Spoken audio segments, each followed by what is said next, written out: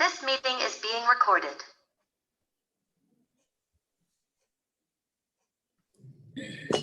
Mountain Language, a play by Harold Pinter.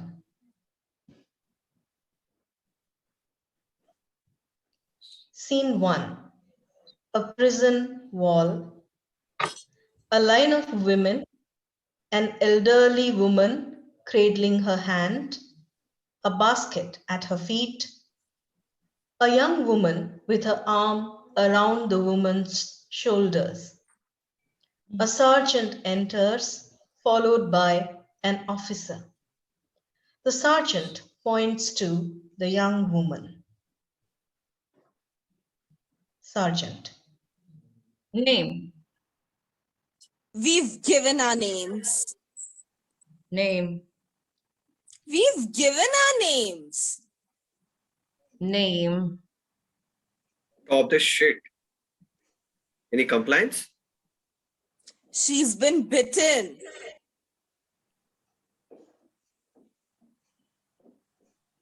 Who? Who's been bitten? She has. She has a torn hand. Look, her hand has been bitten. This is blood. What is your name? Shut up. What's happened to your He hand? walks over. Has someone bitten your hand? Who did this? Who bit your hand?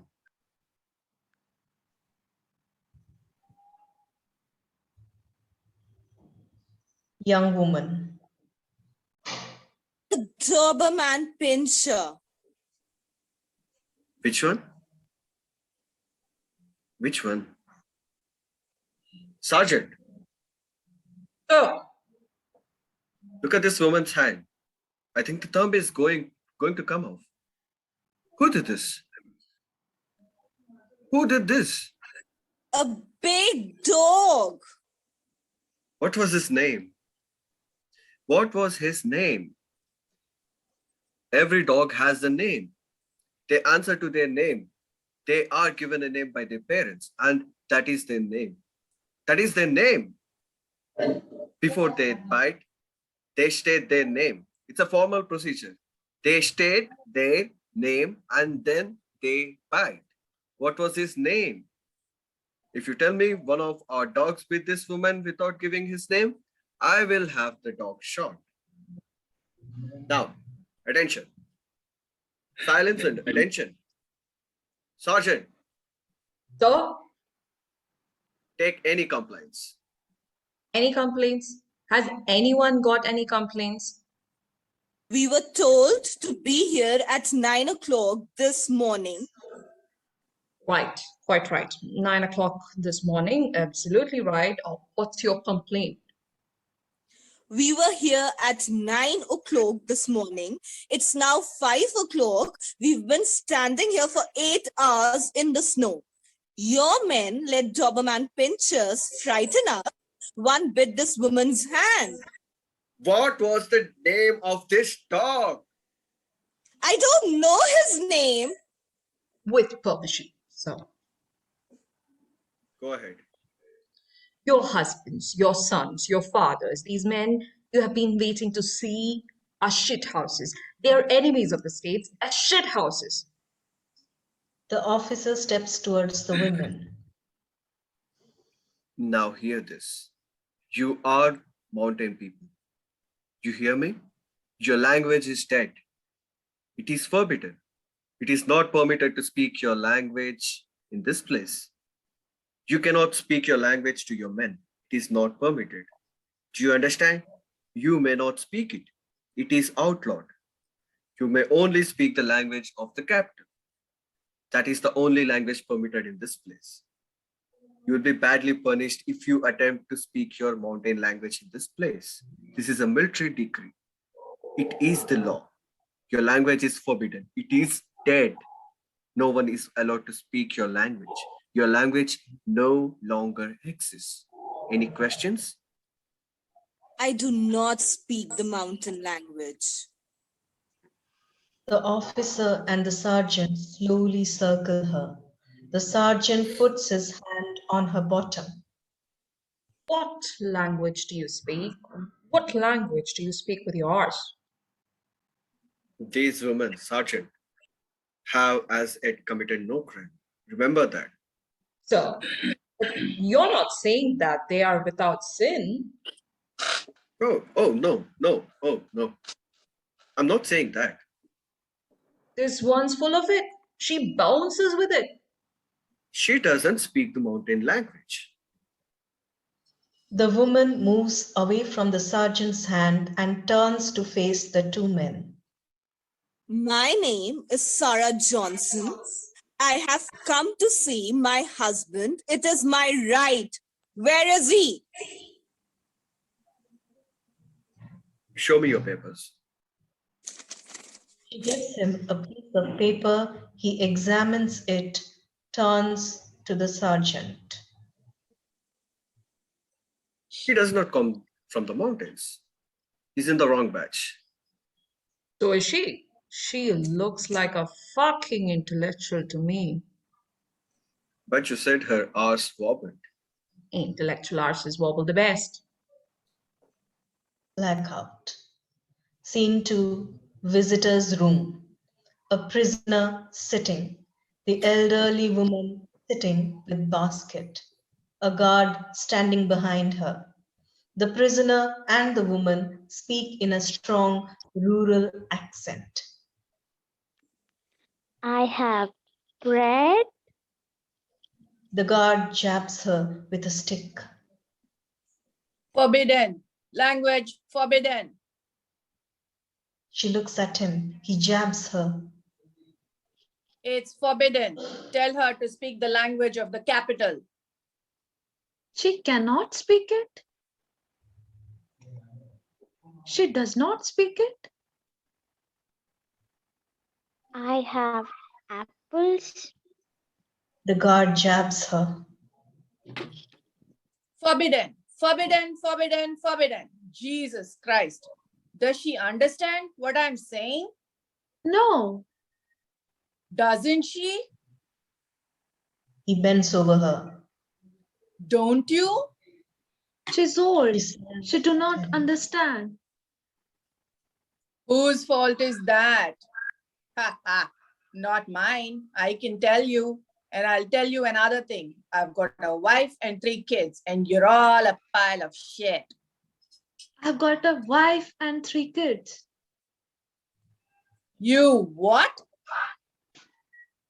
You've got what? What did you say to me?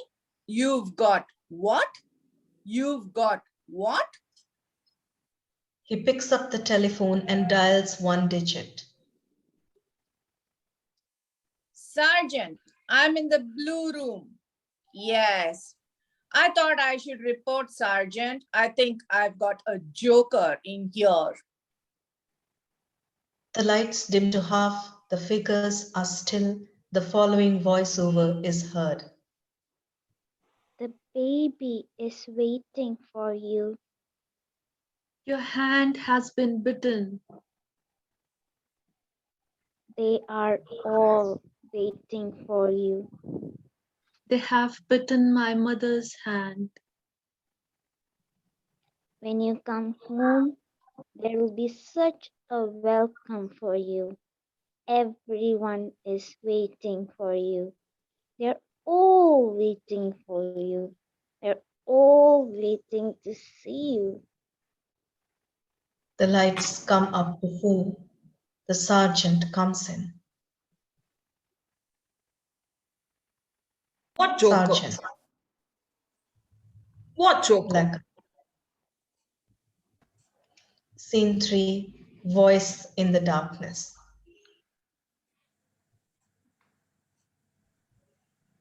Who's that fucking woman? What's that fucking woman doing here? Who let the fucking woman through that fucking door? Guard. She's his wife. The lights come up. A corridor.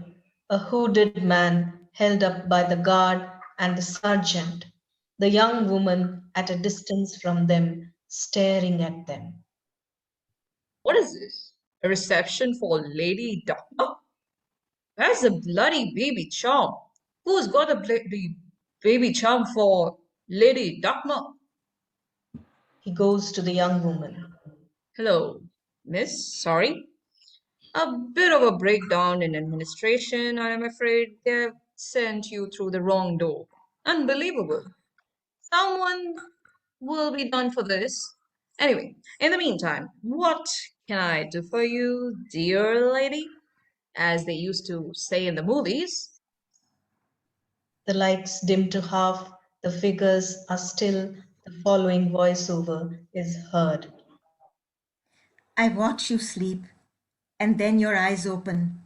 You look up at me, above you, and you smile. You smile. When my eyes open, I see you above me and smile.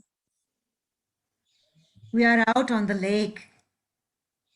It is spring. I hold you.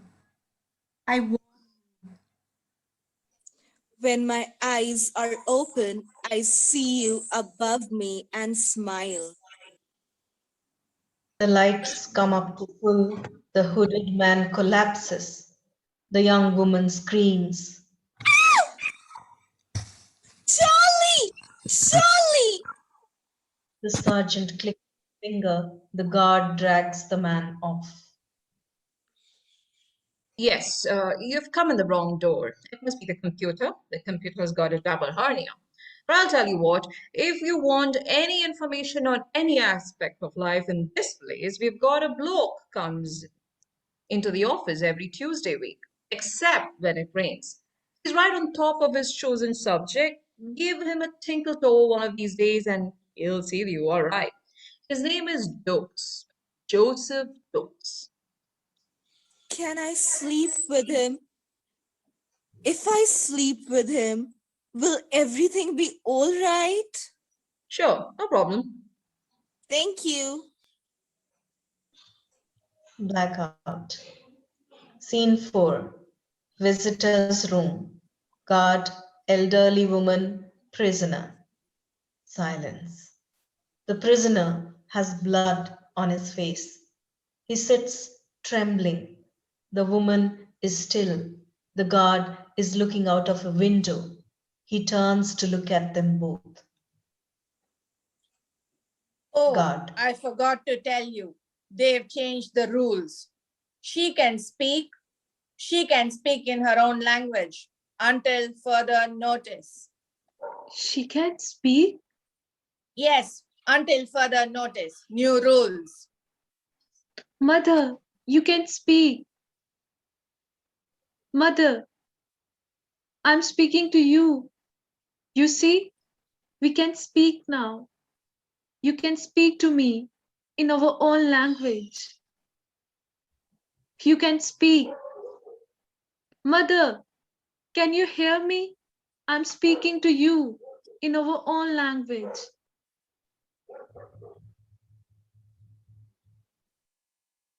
Do you hear me? It's our language. Can't you hear me? Do you hear me? Mother, Tell her she can speak in her own language. New rules. Until further notice. mother, She does not respond. She sits still. The prisoner's trembling grows. He falls from the chair onto his knees, begins to gasp and shake violently. The sergeant walks into the room and studies the prisoner shaking on the floor. Look at this. You go out of your way to give them a helping hand and they fuck it up. Blackout.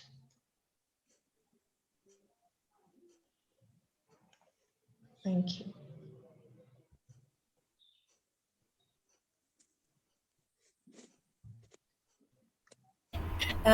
So the next elderly one, hello me, hi me, this is me, next person. Sergeant is Nina ma'am, Nina Jajkunath. She was there in the first session. She comes and goes between sessions. She was an active participant during the Pictionary session too. She identified my snowflake. She was a sergeant, a notorious character, of course. And this was our officer, the officer who was being the officer and sergeant is generally untrolly towards that young woman. Poor thing. Next, the first guard and the second guard was played by our very own, very loyal IFEST member, Rebecca ma'am. Is Rebecca ma'am? She must be not here, right? But still, if you ever go to Tamil Nadu, she will be there, and she is a wonderful tour guide. And the next person, it is. We felt really bad to make such a beautiful face a prisoner, but the effect was really. You saw the cover page, right? Something went wrong with her presentation, and she was wearing black clothes, and the black clothes were sort of reflecting the prison background. We don't know what happened, but we thought it was such a wonderful way to depict the postmodern condition. The prison is not outside you, it is made inside you, like Michel Foucault said. They put the guards inside you rather than the panopticon always observing you. Oh, that is not in line with the mountain language, but still you can always bring in all other concepts. And yeah, this was a surprise character, Hooded Man. She remained invisible throughout the play. Kanisma, she was there in the first session. She also went and she also goes and comes between the sessions, and she was a surprise character. She never showed her head, narrator was of course our beloved Shadruba ma'am, who took, and Shadruba ma'am was the entire brain behind the session. She was right there from the beginning, and this recording, I mean, there were many people. The gate exam popped up, and we lost many of our main characters, but we somehow brought in different characters. Nina ma'am was there. She brought in participants from across the platforms, and this was really a hard project, but it was because of her determination and persistence that we are finally here and we are enjoying this play. Thank you so much, Adruba ma'am, for making this play possible. And without it would have been nothing. And she's the one who made these slides, who recorded the play, put up in the drive the entire D. Okay. Oh, rotate by AIFEST. So that was a play reading session, folks.